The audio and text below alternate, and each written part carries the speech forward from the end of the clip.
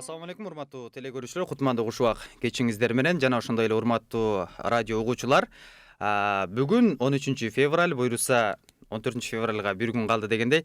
Эртең мынакей Кыргызстанда жаңы калыптанып келе жаткан китепти белекке берүү күнү же болбосо китепти сүйүү күнү деп дагы жаңы бир өзүнчө жакшы жишан башталган. Мына ушунун тегерегинде бүгүн кеп козгойбуз. Ал эми студиябыздын коноктору Бакыт Ордонун жетекчиси Акимжан уулу Мухаммед жана ошондой эле бир адамдан бир китеп долбоорунун негиздөөчүлөрү Бакай Акылбек уулу жана ошондой эле Табылды Муратбеков. Ассаламу алейкум, кош келдиңиздер. Алгач ушул Бакай мырза сизден баштайын деп турам. Мынакей буйруса эртеңки күнү китеп той жакшы бир мааракени өткөрөйүн деп атасыздар. Ага даярдыктар кандай болуп атат? Жакшы, былтыр өткөн жылы 14 февралда Бишкекте болгон китеп той, Сармерден ресторанында. Анан азыркысы Ош шаарында болуп атат, Ордол Ош шаарында. Ал жакта көптөн бери талап кылып, бизде өткөрөлү деп анан волонтерлорубуз көптөн бери айтып жүргөн болчу, жалпы элчи. Анан азыр ошо волонтерлор жүктөрүн артынып алып, китептерин жүктөп алып, тойго деп даярданып, кийимдерин камдап алып, Бишкектен бир 3-4 унаа менен жолго чыгышты. Бир 2 күндөн бери даярданып ал жакта. Анан баягы 14 февраль китеп белекке берүү күнү деген жакшы жишан башталбадыбы? Ошол сыяктуу эле тойлор Кыргызда эмне көп, той көп. Ресторандар 90 миң, 100 миң адам күнүнө Бишкекте эле тойдо болот экен. Анан семинарга, иш-чараларга баарыбыз келишибиз, толук келишибиз мүмкүн эмес, бирок тойлорго бардык кыргыз барат да. Ошону да баягы элге мындай кандай десем подход, элдерди чакыруунун жолу, анан да жакшы нерсени дагы да эффективдүү жакшы нукка буруш керек болду да. Анан китеп той деген иш-чара буга чейин болуп жүрөт. Анан эртең Кудай буйрса Ош шаарында болгон тат. Даярдыктар абдан жакшы. Аябай толкунданып, Бишкектен коноктор барган тат, эртең менен учак менен Нуржигит Кадырбеков, Мамбетсан Ибраев устаздар, Баян Акматов, Азиз Батыров сыяктуу ырчылар бар. Ал жакта ыры да болот, сыры да болот, поэзиясы болот, семинар болот, ашказанда, башказанда тойгон чоң той болот буюрса. Жакшы. Анан кийин мынакей жогоруда өзүңүз белгилегендей эле аш тойго чындыгында эле биз ашказанды толтуруу үчүн көп эле жерге барып жүрөбүз да. Элдердин китепке болгон маанай анан кийин ушул сыяктуу жакшы бир кайсы бир деңгээлде улуттун кызыкчылыгы үчүн дагы өлкөнүн өсүп өнүгүүсүнө арналган иш-чараларга болгон мамилеси кандай экен? Өзгөрүп атабы? Өзгөчөлүктөр эмнеде экен?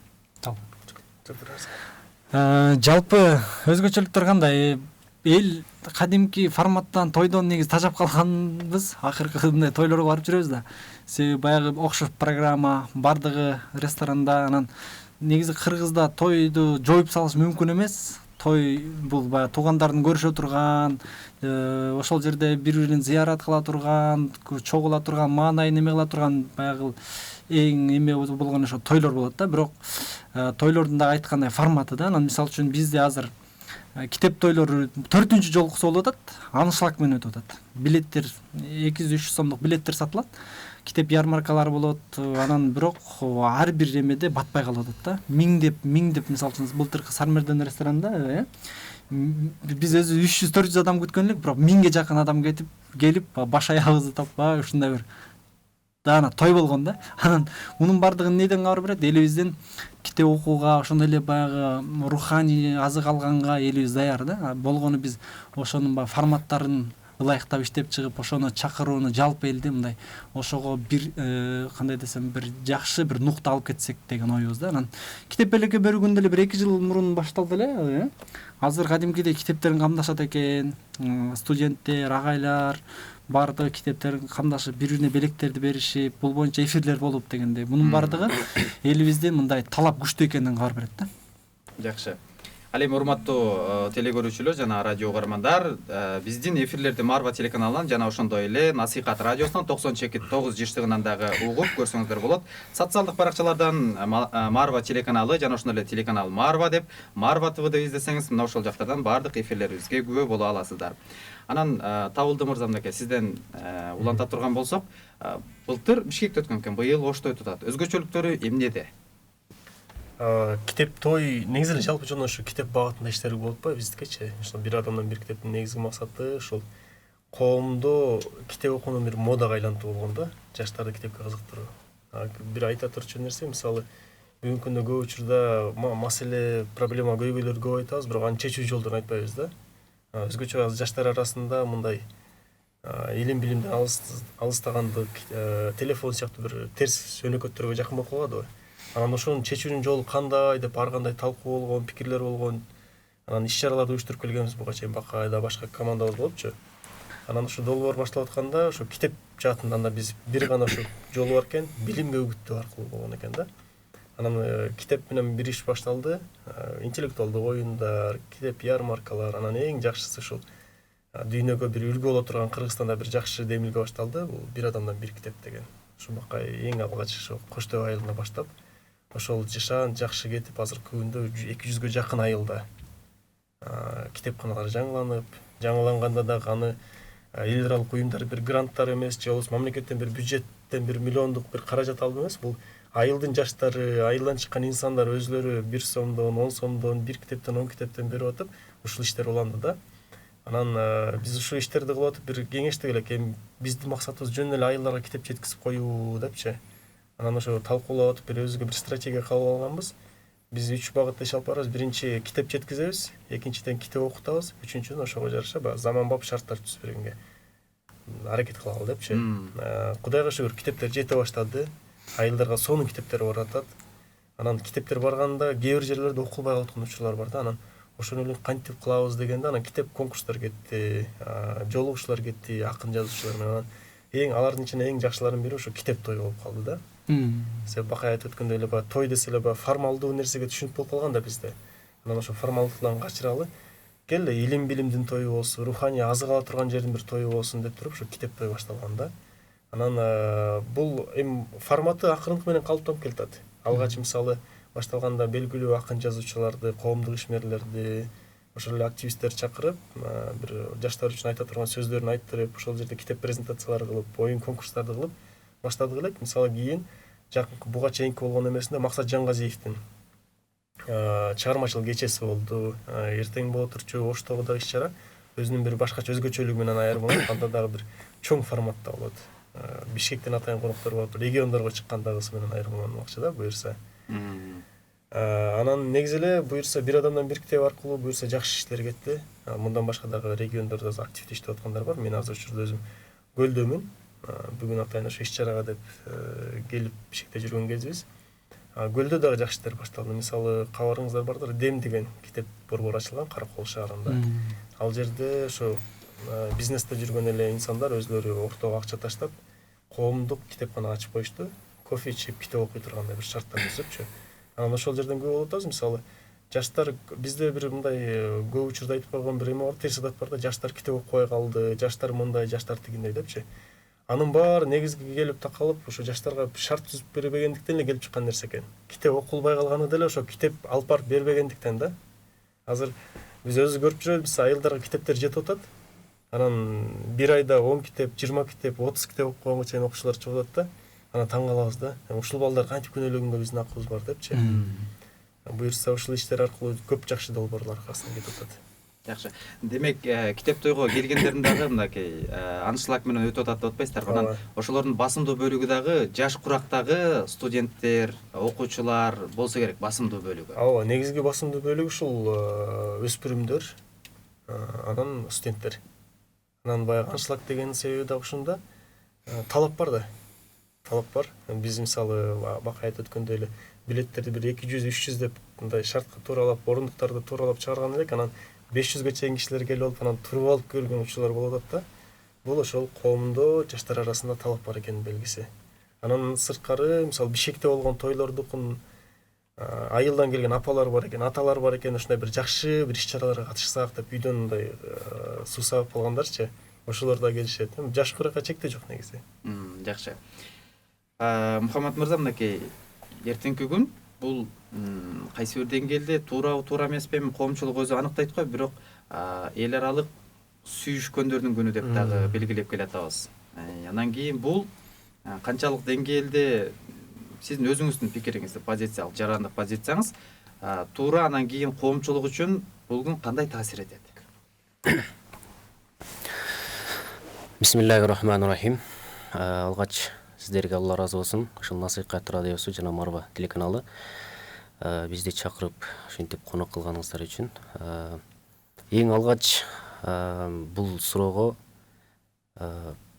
силерге терең ыраазычылык, мына ушундай долбоорлорду иштеп чыгып элге сунуштаган үчүн.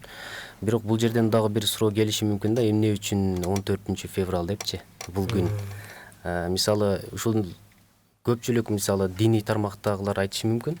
Эмне үчүн 14-тү белек китеп белек берүү депчи. Анткени силер ошону эле кайра колдоп коюп атпайсыңарбы, ошол сүйгөнүнө китеп бериш үчүн депчи. Жок, бизде мындай эреже бар. Эгерде бир күнөөгө түртө турган бир нерсе боло турган болсо, аны башка зыяны жок менен жаап коюу бул дурус нерсе да. Ошол үчүн сиздерге Аллах ыраазы болгон болсун. Бул сүйүү күнү дегенде көпчүлүк эле айтат, ушул диний тармактагылар силер тосо бересиңер, силер бизге мындай орусча айтканда мешать этесиңер дейт да. Эмне үчүн дегенде баягы болбойт, бул болот дей бересиңер депчи. Негизи чын-чынына келгенде сүйүү бул бар нерсе. Эмне үчүн? Анткени сүйүү болбосо бул ибадат болбойт да. Анткени Аллахка болгон сүйүүң болбосо кантип ибадат кыласың мисалы? Аллахты тааныбасаң кантип ибадат кыласың? Ошондуктан сүйүү бар нерсе. Бирок ошол нерсени биз башкачараак жол менен колдонуп атабыз да. Мисалы бир адам жакшы көрүп калды. Ошол күнү мисалы 14 февраль күнү ал инсандар кандай гана иш кылбасын, не амалдарды кылбасын, ошол күнгө байлап алганы, анан өздөрүнүн сүйлөшкөнү дагы мындай маанисиз да. Эмнеге дегенде бул сүйүүнүн көзү көр деп коет мисалы. Ал учурда эмне деп сүйлөгөнүн деле билбейт, эмне аткарганын деле билбейт да. Мисалы эркектин бир эле позициясы болот ал жерде, аялдыкы башка бир, ал кулагы менен сүйүп башкача нерселерди кыялданышы мүмкүн да. Бирок баягы эркектин өзүнүн баягы мындайча айтканда өзүнүн кызыкчылыгы түгөгөндөн кийин ал нерсе жокко чыгып кетиши мүмкүн. Азыр мен кагаз кооруп айтып атам. Бирок ошол күнү мисалы майрамдап канчалаган кыздарыбыз өзүнүн намысынан айрылып калып атат. Канчалаган эркектерибиз өзүнүн карындаштарынан айрылып калып атат. Кыскасы мындайча айтканда сүйүү деген эле сөздүн аркасынан карасаңыз, мен сен үчүн өлөм. Бул бир жамандык. Мен сен үчүн этаждан таштап өлөм. Ушундай сөздөр бар го. Мен сен үчүн баягы анекдот кылып чыгарышты го. Калтек жипке асын өлөм деген. Кыскасы баары эле өлүмгө алып барат экен да бул. Адам менен адамга болгон сүйүүчү. Бул баягы никеге чейинкини айтып атам да. Бул чыныгы сүйүү, мен ойлойм, бул диний көз карашта. Анан менин көз карашымда бул Аллахка болгон сүйүү, динге болгон сүйүү, туугандарга болгон сүйүү, досторго болгон сүйүү, китепке болгон сүйүү болсо, мен ойлойм, бул жерде башка маселе каралбайт эле да. Ошол үчүн баягы сүйүүнүн көзү көр деп туруп эле биз көп нерсеге барабыз. Мисалычы, жамандык жерге мисалы мындай мурда деле биздин мектеп убакта деле болуп жүргөн мындай нерсе. Баягы бир ишти баштаарда ал нерсени сен жакшы көрүп турасың, бирок ал нерсенин жаман экенин билип турасың. Бирок аны сен ошол ишти кылмай сайын анын жаман экенин билбейсиң да. Бирок жаман экенин билесиң. Бирок ошол нерсе болуп өткөндөн кийин туятты деп баш кармап, бармак тиштеп калабыз да. Ошондуктан бул сиздерге Алла ыраазы болсун, ушул 14 февралды китеп күнү деп элге сунуштагыңыздар үчүн. Менин жеке пикирим мына ушундай. Анан азыр балким бизди көрүп отурган же угуп жаткан жаш өспүрүмдөр эмне үчүн сүйбөшүбүз керек? Мисалы сүйүү никеден кийин деп коет. Алымдарыбыз ушинтип көп насааттарын айтып келатат да. Бирок ошондой суроо жаралышы мүмкүн да. Адамбыз, адамдар кандай суроо жаралат? Анан эмне үчүн биз бойдок кезде сүйүшпөшүбүз керек, же эмне үчүн сүйбөшүбүз керек дегенге сиздин жообуңуз кандай болот?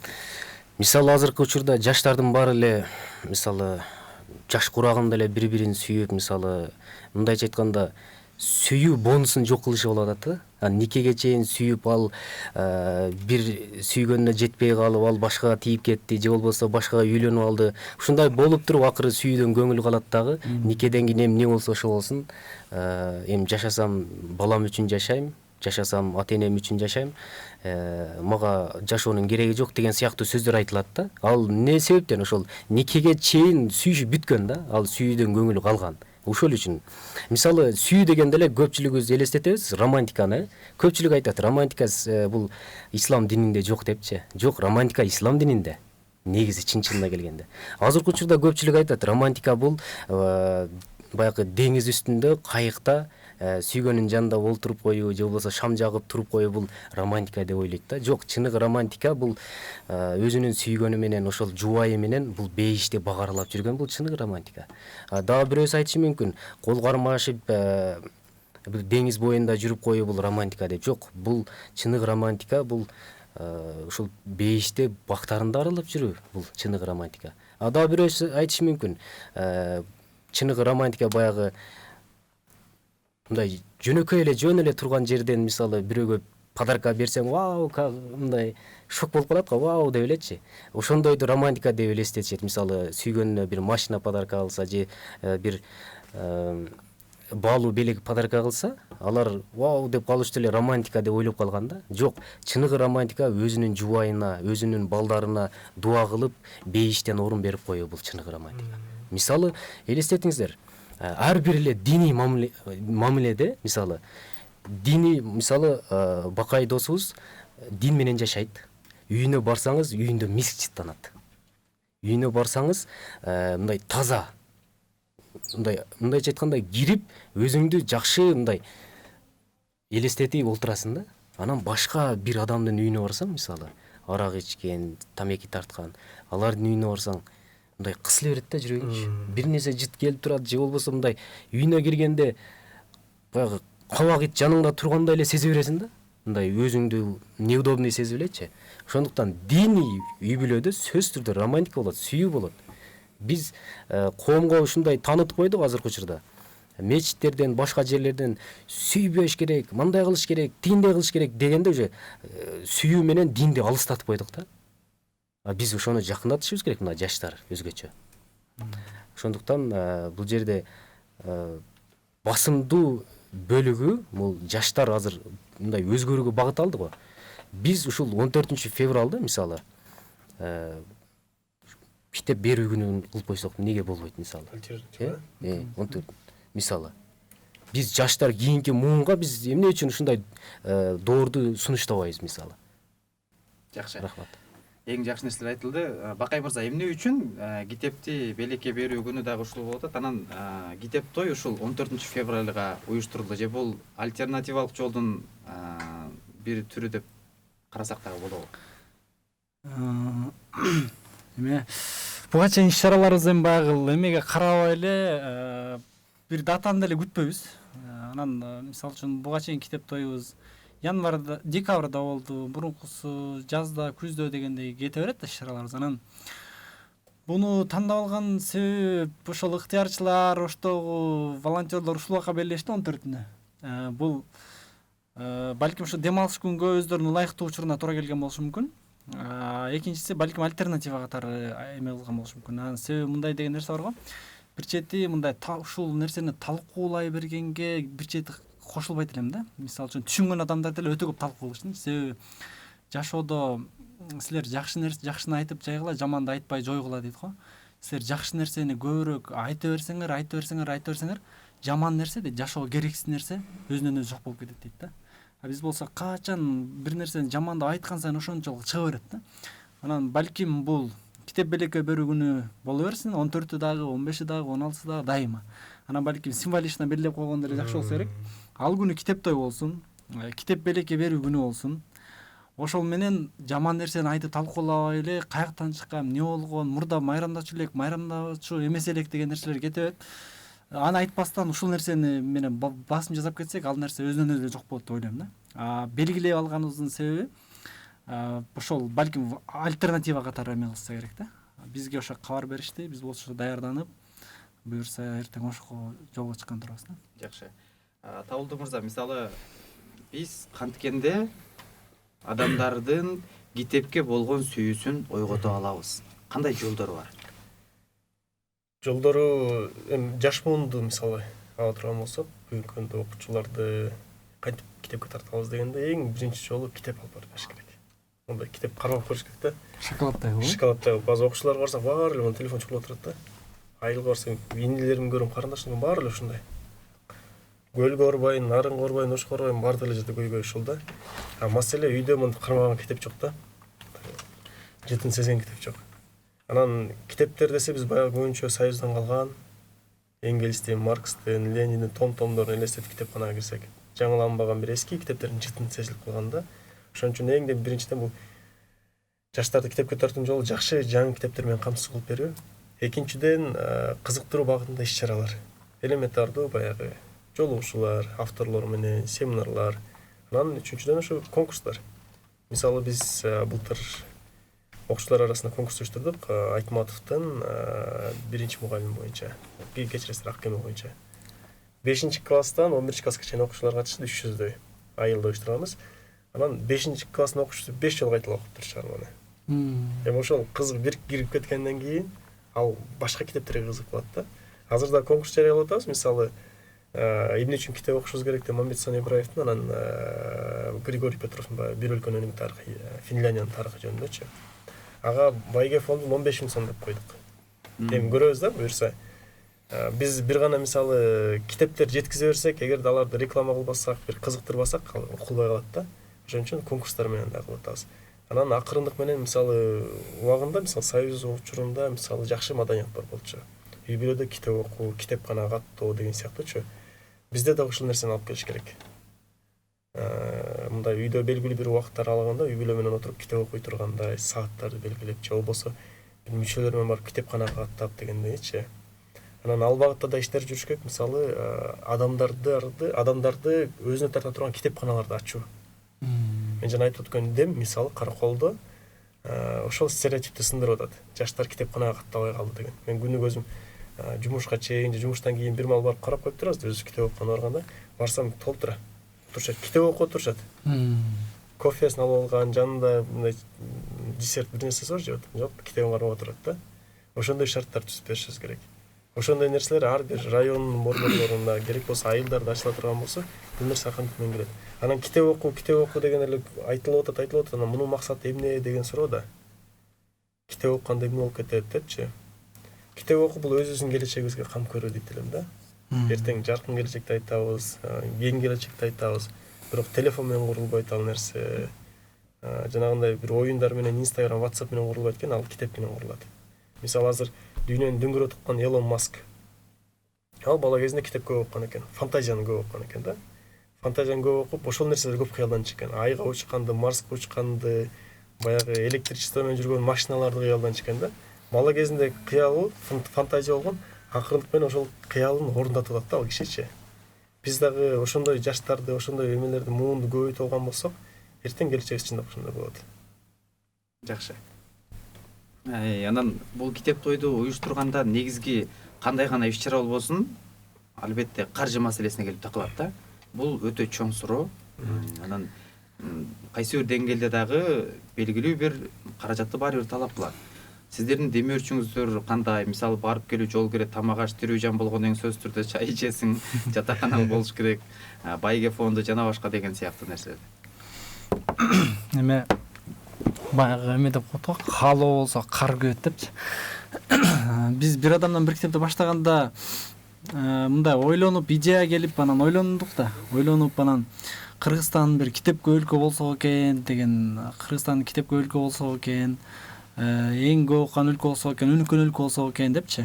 Кыялданып, балким ошо финдер, бир кезде Корея, Япония дейбиз, алардын баардыгы ошо билим аркылуу өнүгүшкөн да. Анан ошол нерсени кыялдандык. Анан долбоорду жазып атканда мен өзүм клиника ассистент болуп жаңы жумушка кирген кезим болчу.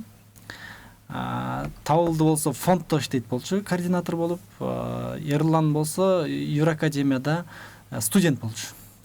Анан долбоорду жазып бисмилла деп баштап атканыбызда чөнтөгүбүздө тыйыныбыз жок. Китеп сатып ала турган бир сом тыйыныбыз жок. Өзүбүздүн күнүмдүк жол кере, башка. Бирок чындап эле Кудайдан дуа кылдык, жакшы ниет койдук. Анан ынтымак, команданын ынтымагы, адамдын энергиясы ушунчалык чоң. Мисалы үчүн ушунчалык баягы ашууларды ашып, китепканалар 50 китепкана, 60 китепкана аштык дегенден чарчап келгенде деле ушул сөз табылды, Эрлан болуп таң атканча отуруп сүйлөшөт элек да. Ушу иш-чара ушундай болду, жакшы болду, элибиз талап экен. Биз эми анча-мынча ач калсак да, кеч калсак да ушуну аягына чыгаралы деп сүйлөшүп отуруп, ошол нерсе бизге мотивация берди. Анан азыр бир адамдан бир китеп деп эң алгач бирден китептен баштала турган болсо, азыр 200га жакындап калды китепканалардын ачылышы. Бүгүн ат башыда ачылып атат. Ошонун айланган акчанын суммасы 30 миллиондон ашып туруп ойлоп көрүңүз. 30 миллиондон болбосо бир соммос жок. 30 миллиондук китеп бар да. 30 миллиондук китеп бар да. Анан бирок ал жерден айлык алып да иштеген жокпуз. Негизи эле ошо элибиздин батасы эми. Анан китеп тойду коюнча боло турган болсо бара бара бирөөлөрдөн алып спонсорлордон ала турган болсок, спонсор дегенде ар бир адам байке айылына китепкана ача турган болсо өзү 1000 сом, 10 000 сомго китепкана айылдын тургундары салым кошушат да, башка спонсорлор болуп. Анан бара ойлондук, кээ бир проектлер өзүн өзү жапкыдай болсо, чөнтөгүбүздөн чыгарбасак да өзүн өзү жапкыдай болсо деп. Анан мисалы үчүн китеп тойдо ошол билет кылабыз, ал дагы адамдардын чөнтөгүнө туура келгидей. Концерт белгилегидей эле билет да. Мисалы үчүн бир тушоо тойго барсаң жок дегенде 2000 алып барасың. Эң арзаны 1,5 миң, кымбат болгондо $100-150, $1000 чейин алып барат. Бирок тойдун деңгээлин билебиз, кадимки формат башка дегенде албетте ал да жакшылык деңиз. Анан бул жакта 300 сом, эң кымбаты 350 сом.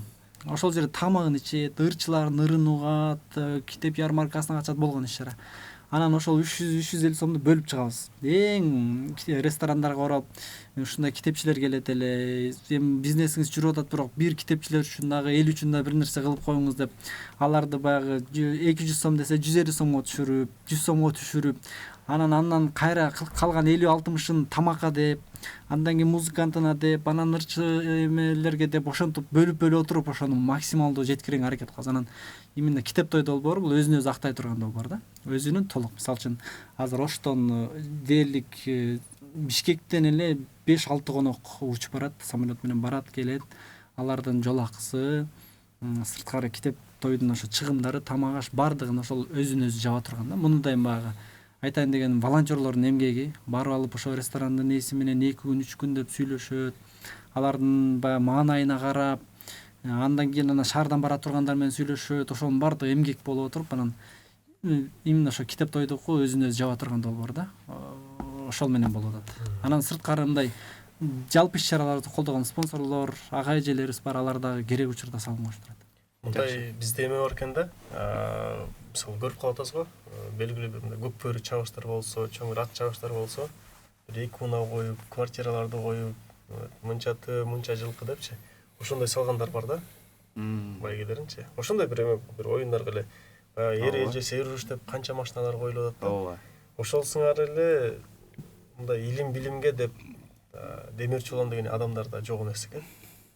Ошо долбоор башталганда деле мисалы 200ге жакын жерде китепкана ачылган болсо, ошонун көпчүлүгүн ушундай спонсорлор жапты. Биз кайрылбайбыз, ошол айылдан жаштар чыгат да, айылдан чыккан инсандардан айылганда 10 000 сомго китеп алып берет, 100 000 сомго алып берет, ичиндеги баягы стеллаждарын жасап бергендер болот. Ушундайлар чыгып атат. Анан мисалы бүгүн эле бир агабызга жолугуп калдык, Азат Исакуновдон белгилүү меценат агабызга. Ал менен ушу пикирлешип отурсак, ал агабыз айтат, бир жерде бир жаңы китепкана ачалы дейт. Мен ошол жагын каржылап берем, башка силер иш жагын эме кылып, уюштуруу жагын алып кеткиле дейт да. Мындай колдойм деген адамдар бар көп эле. Болгон аларга ушул идея демилген жеткизгендер бир аз азыраак болуп атабыз да. Бул бир адамдан бир китеп бир эле демилге болсун, андан башка да жаңы идеялар чыгарып, кайрылып эшиктерди каккылай бериш керек экен да. Анан бизде баягы бир иш кылыш үчүн сөзсүз түрдө бай болуш керек, же болбосо бийлигиң болуш керек деген бул жөн гана өзүбүздү алдап аткан бир мындай стереотип да. Жакшы. Жакшы иштерди кылдаган адамдар көп. Ооба. Мухаммед мырза, эртеден бери биз китеп окуу, китепти сүйүү, илим алуу дээрлик, ушул илим алуу темасына жакын сүйлөшүп атабыз десек да болот. Куран бул жөнүндө эмне дейт? Илим алуу жөнүндө. Мен буга чейин кече жакын эле бир ушундай окуя болду. Бирөө менен отуруп калдым. Бизнесмен байке. Келип анан бир маселе сурап, макул деп белгилүү бир кафеге кирдик. Ал жерден чай ичип, канча 2000 сом акчаны төлөдү. Анан сындадым да. Могул китепти 300 сомго алыңыз, эмне мынча кымбат дейт да. Азыр мына ушундай заман болуп калды. Кайсыл адам китепке байланса, илимге көбүрөөк мотивация ала алат да. Мисалы, буга эң эле чоң биздин мотивациябыз бул Куран да. Мисалы, илимге болгон. Куранда эң эле биринчи түшкөн аят икра, оку, илим ал деген сөз да. Оку дегенде сен жөн эле Лениндин китебин окубай эмес, жок, жөн эле мындай илим ал деген сөз да алчы.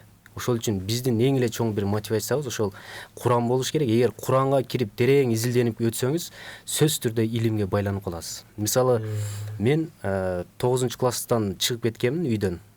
Ошол бара эле үйгө барып келип ушул илим жолунда жүрөбүз да. Анан досторум менен жолугуп олтурсам, сен дагы эле окуп жүрөсүң дейт да. Ал мен кызыгуум ал бирөө каржылаган үчүн же болбосо бир молдо деп таанылып кетейин же бирөөнүн эл сыйласын деген үчүн эмес. Болгон ушул Куранды, хадистерди окуганда мындай берилип биринчи этапты бүткөндөн кийинки этапка өтсөм экен, ушундай менен эле кете берет да, өзү менен өзү элечи. Бул жактагы адамдар айта берет, биз эмне өзүнүн ишибизди кыла беребиз. Мисалы, көпчүлүк айтат, сенин үйүң жок дейт. Макул, үйүм жок. Сенин мындай минерге машинаң жок дейт. Макул, жок. Анан бир мисалды айтып бердим аларга. Сен мейли, эки дос окууну жаңы эле бүтүптүр мектепти. Анан бирөөсү бизнес тармакка кетиптир, бирөөсү илим алып бир университетке тапшырыптыр да. Анан эки жактан окуп, бирөөсү бизнес баштап, анан 10 жылдан кийин жолугушуптур. Тиги дагы окууну бүтүп, эми байкуш студент араң бүтүп келген, тиги болсо бизнесмен болуп кеткен, өтө күчтүү. Анан келип экөө сүйлөшүп атат дейт. Дос, сен 10 жыл болду, дагы илим алып жүрөсүң, неге жетиштиң десе, тиги айтат экен, мен эми илим алдык, өзүгө жараша десе. Анан тиги айтат экен, жок, мен тиги жерге бизнесимди курдум, тиги жерде мен үйүм бар, мен 5-6 үйүм бар. Кыскасы мактанбаган эч нерсеси калбаптыр. Макул досум, жүр дептир, экөө баняга кириптир. Жүрөм, ушунча болуп калыптыр, баняга киребиз дептир дагы. Экөө кирип олтуруп сүйлөшүп калыптыр. Анан тиги илим алган адам айтыптыр да, досум мага $10,000 берип турчу десе, без проблем берем дептир. Десе, жок, ушул жерде берчи дептир. Анан, жок, бул жерде кантип бермей келем мен азыр, кийимим жок болсо десе. Сенин байлыгың ушу баняга кире албаган кабырга кантип кирсин деп ошол жерде жана бизнесменди толук түрдө бир багытка буруп койгон да. Бүгүнкү күндө биз бизнес деп жүрө беребиз. Бирок бул жакта илим калып кете турган болсо, ал пайда да. Пайдасы жок да анын. Ошондуктан бул биринчи эле окуу бул илимге түртө турган нерсе. Мисалы, бир эле китеп, мисалы, бул китепти окуй турган болсо, адам баласы, мунун ичиндеги нерселерди алып, демек бул өзүнчө бир адам болду да. Бул китепти алды дагы, аны алып окуду. Ал өзүнчө адам. Мисалы, бизнес тармагында бир китеп окуду. Ал дагы өзүнчө бир ошол жазган адамдын жазганын өзүнө сиңире алат да. Мындайча айтканда, бир эле адам көп багыттуу болуп алса болот. Эмне кылып? Китеп окуп. Эгер адашпасам, мааниси мына ушундай, пайгамбарыбыздан келип,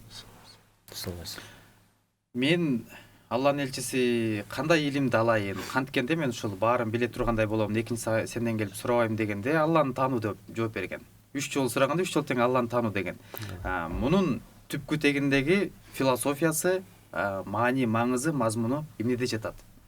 Бул жерде баягы Алланы таануу дегенде, эң биринчи эле биздин диний тармакта илим алуу баштаганда эле таухид, баягы акыйда маселесин үйрөтөт да.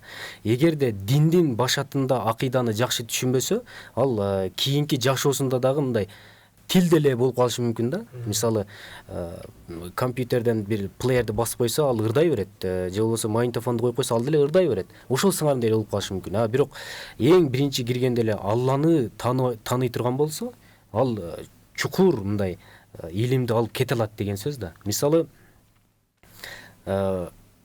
ыймандын 70-тен ашуун бутагы бар деген сөз мисалы. Ошонун ар бирин изилдеп чыкса, ар биринде Аллах Тааланын сөзү жатат.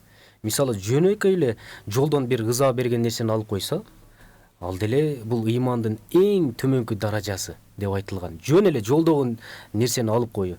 Бирок ал нерсени буйруган ким? Аллах. Демек, биздин эң биринчи динге киргенде окуй турган предметтерибиз бул акыйда маселеси. Бул жаратуучуну тааныбаса, эгерде жаратуучуну Аллахты мындай жалгыз экенин билбесе, ал адашып жүрө берет. Бир телефонго багынып калышы мүмкүн, же болбосо бир отко ташка багынып калышы мүмкүн. Ал анткени жаратуучусун билбейт да. Мисалы, бул жерде аларды кемсинтүү максатында эмес, жөн эле мисал катары айтайынчы. Мисалы, жетим балдар ата энесин билбесе, мисалы, ал кайсыл жерде жашайт мисалы? Жөнөкөй эле мисал кылайлы, жөн эле асмандан бир жетим бала, ата энеси жок адам бир түштү, ал каяка барат? Жөн эле жүрөт да, ар жерде буга барат, ага барат, андан таяк жейт, мындан таяк жейт. Акыры мындай бара турган жери жок да. Ал эми жаратуучусун тааныбаган инсан, ал барар жери каяк экенин билбейт. Мисалы, диний көз карашты алганда дагы ушул жаратуучусун тааныбаган инсан ал эч ким эмес да. Ошол үчүн баягы адамга сыйынып жүрө берет. Ушундай болуп калат. Демек, Кудайды тааныганга чейинки алган илим менен тааныгандан кийинки алган илимдин айырмасы асман менен жердей десек да болот. Аябай чоң. Түшүнүктүү. Бакай мырза, азыркы күндөгү мисалы жаштарга окуй турган, сунуштай турган китептер кайсы эң пайдалуу десек болот, же болбосо популярдуулук деңгээлге чыккан китептер? Анан сиздер ошол китептерди, мисалы китеп тойлордо бир адамдан бир китепте дагы көбүнчө ушундай китептер берилсе керек белеке. Баягы китеп окутуудагы эң чоң эмеси баягы туура тандоо да китептичи. Китеп окуйт эле баарын окуй бериш эмес, тандаганды да билишибиз керек. Себеби баягы жаңы төрөлгөн балага биринчи сүтүн берип, анан баламык берип, анан деп жумшак тамактарды берип, анан көндүрөт да. Ошол сыяктуу эле жаңы ага дароо мисалы үчүн лагман же башка эме бербесең кыйын да. Анаш калбайт. Ошол сыяктуу эле балдар үчүн дагы балдар адабияты маанилүү экен, жомоктор тандап бериш маанилүү экен. Анан баягы чоң курактагы адамдарга деле биринчи кызыгып атканда бир кызыктуу китептерден берүүгө аракет кылыш керек экен да. Анан бара эме болот экен. Биз деле мисалы үчүн китеп окуудан алыс эле чоңойдук да. Анан барып кызыктуу китептерди көрүп, колго алып калгандан кийин анан эме болот да. Башында ушундай китептер менен, мотивациялык китептер менен, кызыктуу публистикалык китептер менен баштаса, андан ары томдуктарды улантып кеткенге жакшы да. Анан дароо эле биринчи эле бир чоң бир Лев Толстойдун же Чеховдун томдугун китептеп эле берип койсоң кыйын да. Ошон үчүн колдон келишинче эмелерге аракет кылыш керек. Анан бара мисалы үчүн убагында бир 90-чы 2000-чи жылдардын тегерегинде ушундай эме болгон дейт. Баягыдай бриллиант жылан сыяктуу, анан бир алдайым чоң эмгек дегенсиз, бирок бир көчөдө сатып, башка китепканалар жакшы иштебей турган кезинде бир кайсы бир деңгээлде чыгармалар аябай элдин катмарында сиңиптир да. Мисалы үчүн базарда тачка айдаган, соода кылган адамдан бери ушундай китептерди окушкан дейт да.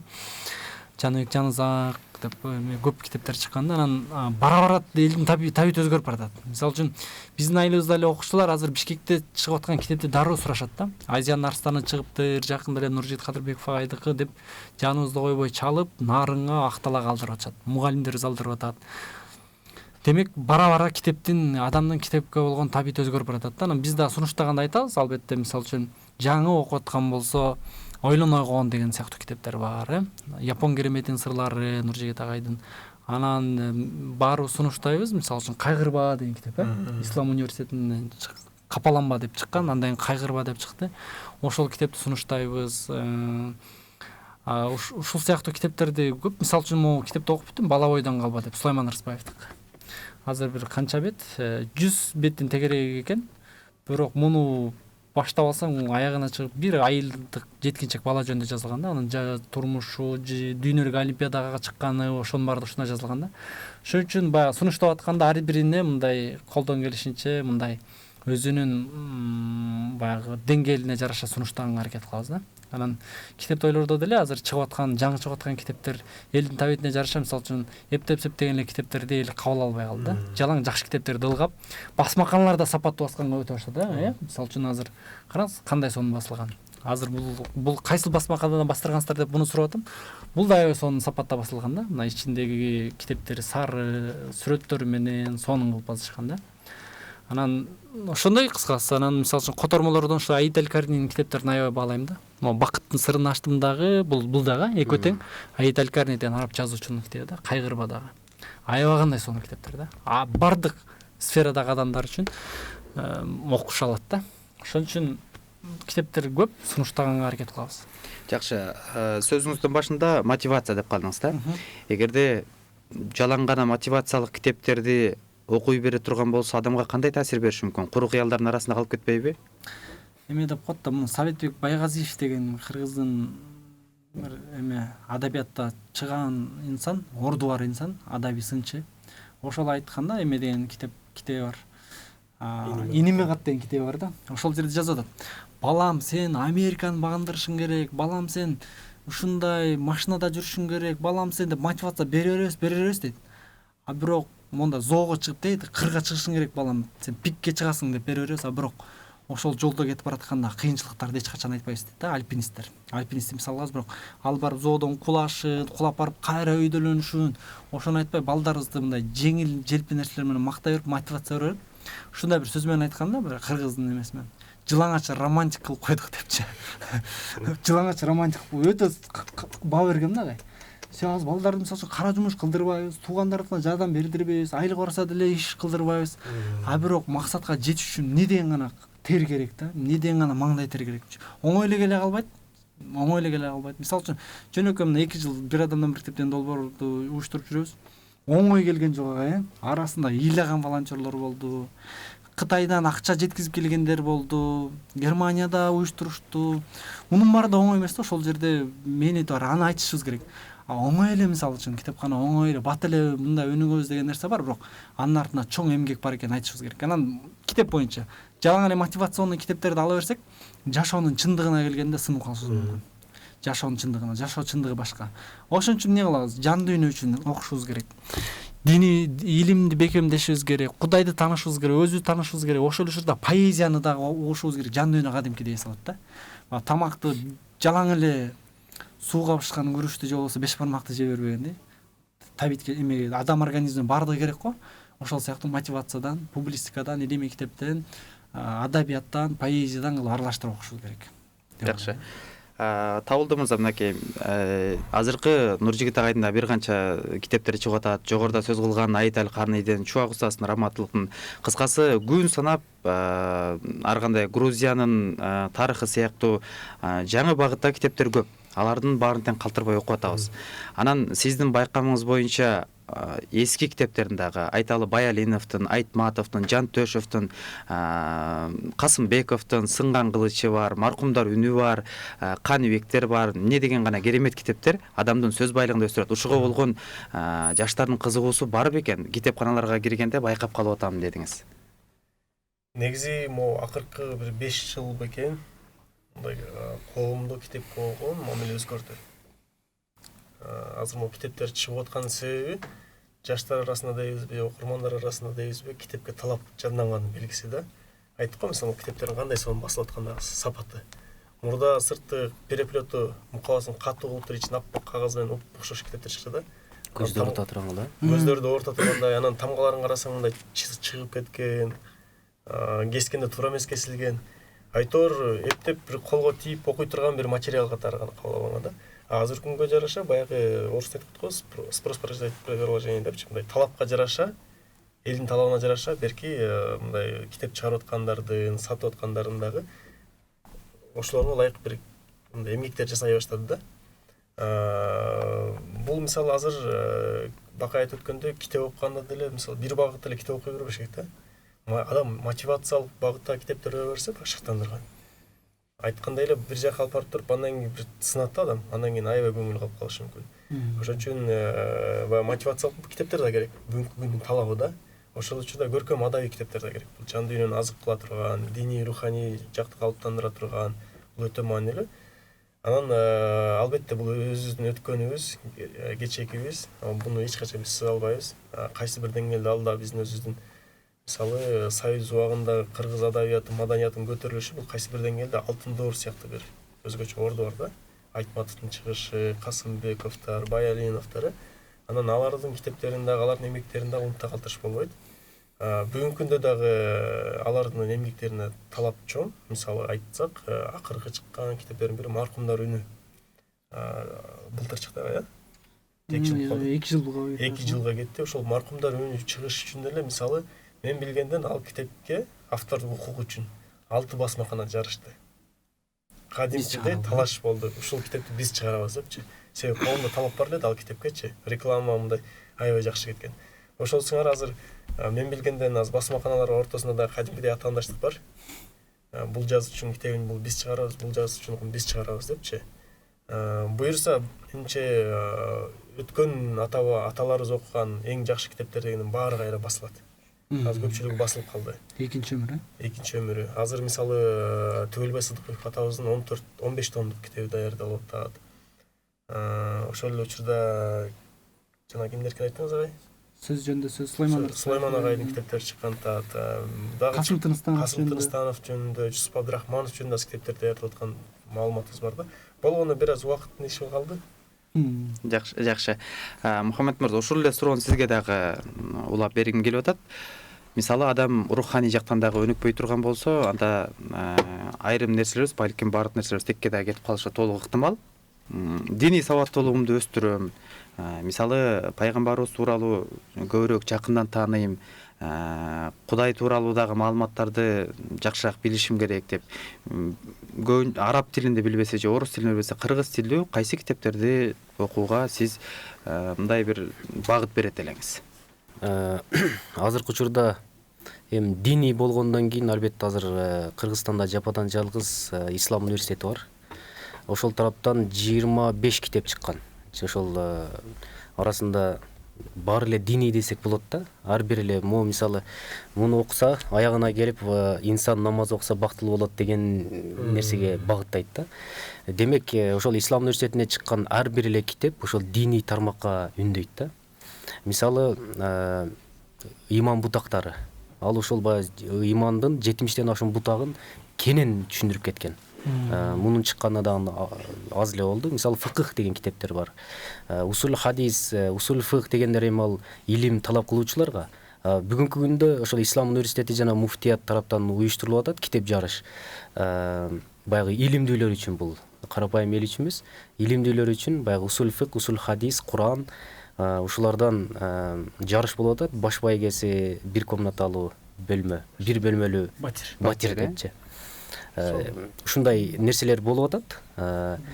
Бирок ошол нерсени биз үйрөнүүдө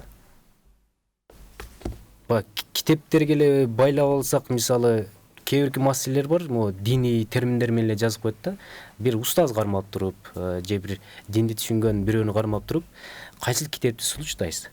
Ал айтат, ушул китепти окуңуз дейт. Анан ушул китепти окуп, ичинде түшүнбөгөн маселени кайра андан сурап, мисалы илим ошондой баягы жүрөктөн жүрөккө өтөт дейт го.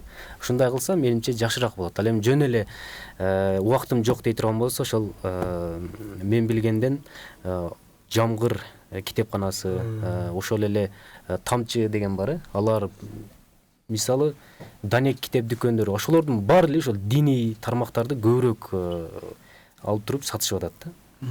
Ошондуктан диний китеп жагынан да чындап мындай коомдо басмада чыгып аткан китептер аябай сүйүндүрөт да.